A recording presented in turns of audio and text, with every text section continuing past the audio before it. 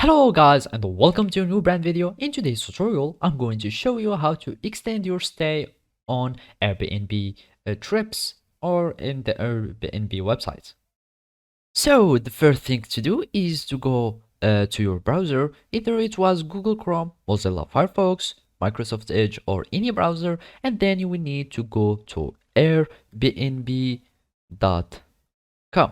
So after you click on it, you will be taken or redirected to the Airbnb website, and then you will need to create an account. So basically you will need just to click on this icon here at the corner. You click on it, and of course you are going to click on sign up, and after that you can either sign up with your phone number, or you can sign up with these alternative accounts, either Facebook, Google, Apple accounts, or your email.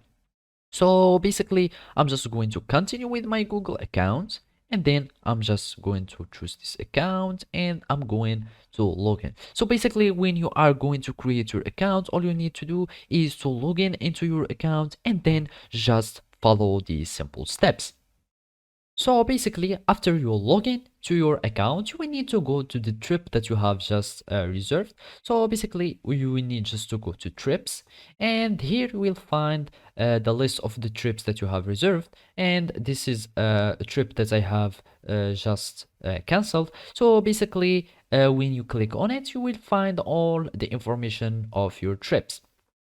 So basically, when you choose the trip where you want to extend your stay, you will need just to go to the reservation details, and then you will find in your details, you will find the date of your stay. Then you can edit it and you can add your or extend your stay by extending the dates of your checkouts. And after that, you will need to confirm, and then a request will be sent to your host and he must accept it or decline it to accept your request. After that, you will have your reservation or your stay that will be extended successfully. So basically this is how you can do it.